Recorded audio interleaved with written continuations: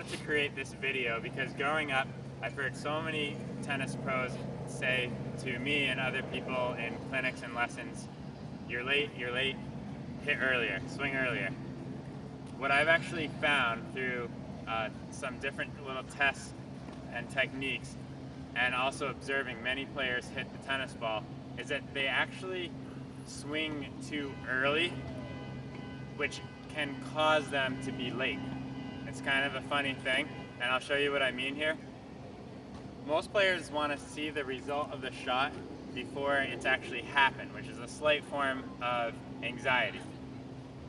If we can be content with just letting the ball come in, striking it on time, we're going to get a very strong result.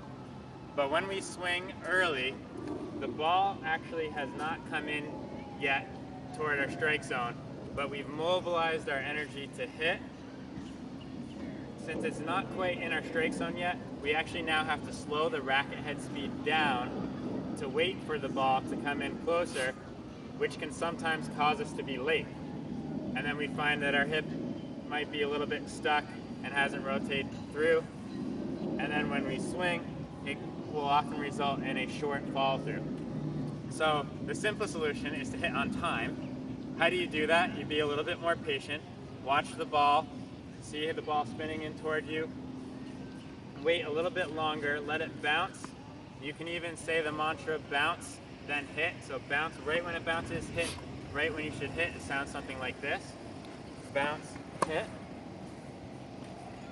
Most of the time we swing a little bit early, and then it gets a little bit jerky. That's very exaggerated, but the racket head actually slowed. So what we want is to swing on time, which will allow a nice smooth finish. Looks like this once more. I just get a nice breath out when I hit. And what I found that if you do this, not only are you going to get a much more fluid stroke, you'll actually have much less tension in your body. It's going to be more exciting and fun to play tennis.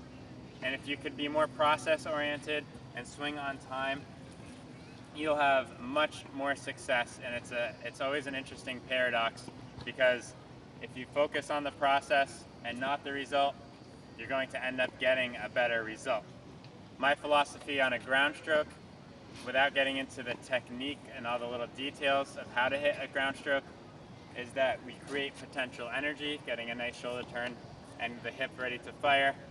And if we can release that potential energy into kinetic energy on time, we'll have tremendous results and a lot of fun. Hope that helped. Thank you.